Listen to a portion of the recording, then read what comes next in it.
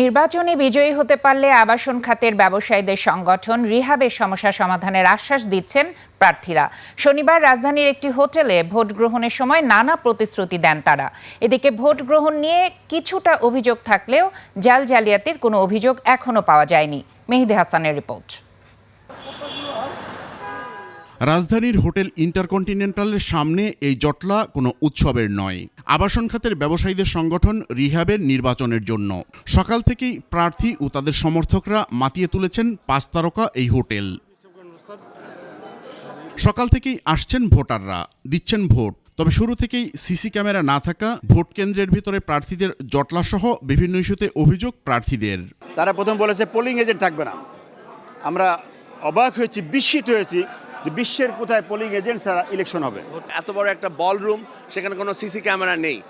আমাদের এই যে কমিটমেন্টটা ছিল ইলেকশন কমিশনের, সেটা রাখতে পারেনি। নির্বাচিত হতে পারলে রিহ্যাবের জন্য নিজের পরিকল্পনার কথা জানালেন টেরেনোভা ডেভেলপমেন্টস লিমিটেডের ব্যবস্থাপনা পরিচালক ও 21 টেলিভিশনের ভাইস চেয়ারম্যান ও ব্যবস্থাপনা পরিচালক তাসনুভা মাহবুব সালাম।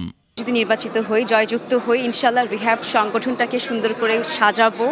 যা যা আমাদের ফলস ছিল সেগুলোকে গুছিয়ে ইনশাল্লাহ এই সংগঠনটাকে শক্তিশালী করব, যাতে রিয়েল এস্টেট সেক্টরে যারা কাজ করছেন প্রতিটা যাতে লাভবান হয়।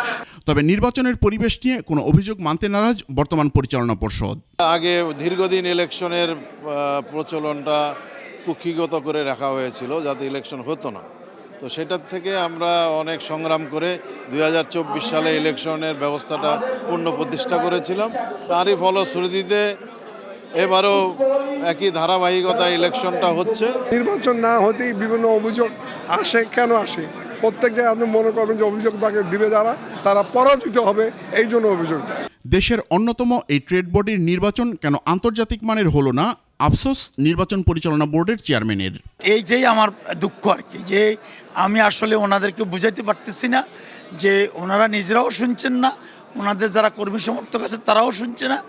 এখন এই বিষয়গুলো আমি বারবার ওনাদেরকে অনুরোধ করতেছি, দল নেতাদেরকে, যে আপনারা আপনাদের লোকগুলোকে বাইর করে নিয়ে যান।